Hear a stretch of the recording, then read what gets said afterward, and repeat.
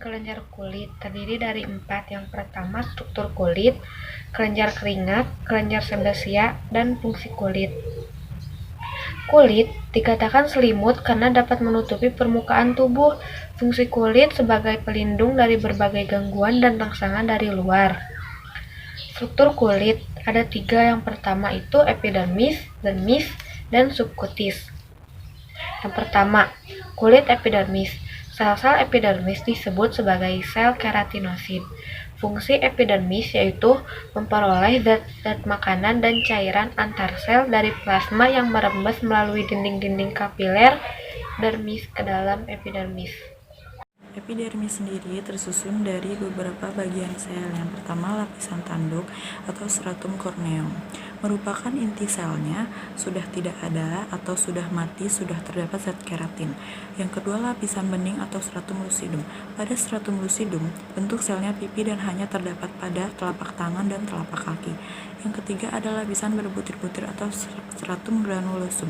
Pada stratum granulosum yaitu bentuk selnya pipih, selnya amat tipis yaitu hanya 2-3 lapisan sel.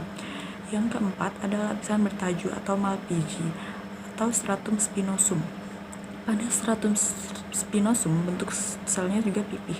Tetapi pada stratum ini merupakan lapisan sel yang paling tebal yaitu dapat mencapai 5-8 lapisan sel. Yang kelima ada lapisan benih atau stratum germinavitum atau stratum basal. Disebut dengan stratum basal karena pada stratum ini selnya terletak pada bagian basal atau basis. Stratum ini juga dapat menggantikan sel-sel yang di atasnya merupakan sel induk. Selanjutnya ada bagian dermis. Lapisan dermis merupakan lapisan kulit yang paling tebal. Di bagian dermis sendiri juga terdapat beberapa organ yang mendukung, diantaranya otot arctor pili, kelenjar keringat, folikel rambut, pembuluh kapiler, corpuscles posinian, akar rambut, dan serabut syaraf. Dermis berfungsi sebagai pelindung dalam tubuh, pelengkap kulit, tempat berkumpulnya folikel rambut, kelenjar sebasea atau kelenjar minyak, dan kelenjar keringat. Subkutis atau subkutan terdiri dari kumpulan sel-sel lemak dan diantaranya gerombolan ini berjalan serabut-serabut jaringan ikat dermis. Sel-sel lemak bentuknya bulat dengan intinya terdesak di pinggir, membentuk seperti cincin. Lapisan ini disebut peniculus adiposus. Guna peniculus adiposus sebagai shock breaker atau pegas bila tertekan trauma mekanis yang menimpa pada kulit. Isolator panas atau untuk mempertahankan suhu, penimbunan kalori. Di bawah subkutis terdapat selaput otot, saraf rasa, sensorik, timbunan cadangan makanan. Kemudian kelenjar keringat. Manusia memiliki 3 juta kelenjar keringat. Kelenjar keringat dapat ditemukan di dermis, dekat permukaan luar kulit. Dengan aktivitas fisik yang berat dalam suhu hangat sampai panas, kelenjar akan mengeluarkan sekitar 2 liter keringat lebih banyak dari biasanya. Paling banyak terdapat pada telapak tangan dan kaki. Kelenjar keringat merupakan alat utama untuk mengendalikan suhu tubuh, berkurang pada suhu dingin, dan meningkat pada suhu panas. Ada 2 macam kelenjar keringat, yaitu kelenjar keringat ekrin dan kelenjar keringat apokrin. Kelenjar keringat ekrin merupakan kelenjar tubular simpel dan berpilin serta tidak berhubungan dengan kelenjar rambut. Kelenjar ini penyebarannya meluas ke seluruh tubuh, terutama pada telapak tangan, telapak kaki, dan dahi. Tersebar di seluruh kulit tubuh, kecuali kulit penis bagian dalam, telinga luar, telapak tangan, telapak kaki, dan dahi. Badan kelenjar ini berada di perbatasan kulit ari atau epidermis dan dermis. Salurannya yang berkelok-kelok keluar dan berada pada lapisan kulit yang berjalan lurus ke pori-pori keringat. Lalu ada kelenjar keringat apokrin, yaitu kelenjar keringat yang besar, dan kelenjar ini terspesialisasi yang besar dan bercabang dengan penyebaran yang terbatas, hanya dapat ditemukan di kulit puting susu, kulit sekitaran alat kelamin, dan dubur.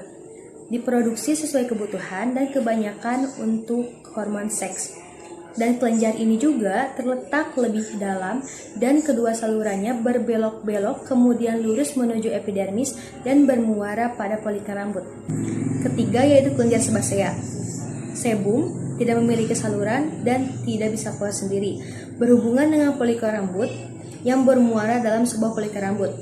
Kelenjar ini adalah kelenjar yang tidak berhubungan dengan folikel rambut, bermuara langsung ke permukaan kulit, seperti yang terdapat pada gland penis, labium minus, dan kelenjar tarsalia pada kelopak mata. Kelenjar ini terletak dalam dermis dan tidak terdapat pada telapak tangan dan telapak kaki. Kelenjar sebasea mengeluarkan sebum, yaitu campuran lemak, zat lilin, minyak, dan pecahan-pecahan sel yang berfungsi sebagai emoliens atau pelembut kulit dan merupakan suatu barrier terhadap evaporasi. Zat ini juga memiliki aktivitas bakterisida. Kelenjar sebasea dapat terinfeksi sehingga menyebabkan furunkel atau bisul. Fungsi kulit, fungsi proteksi, seperti gesekan tarikan gangguan napas dan radiasi sinar ultraviolet matahari dan infeksi mikroorganisme. Fungsi absorpsi, kulit mengabsorpsi oksigen mengeluarkan CO2 dan uap air. Fungsi ekskresi, kelenjar-kelenjar pada kulit mengeluarkan zat-zat sisa metabolisme tubuh yang tidak dibutuhkan lagi oleh tubuh seperti urea, NaCl, asam urat, dan amino. Fungsi persepsi, ujung-ujungnya saraf sensorik yang terdapat pada kulit menyebabkan tubuh dapat menggapai rangsangan dingin, panas, tekanan, dan lain-lain.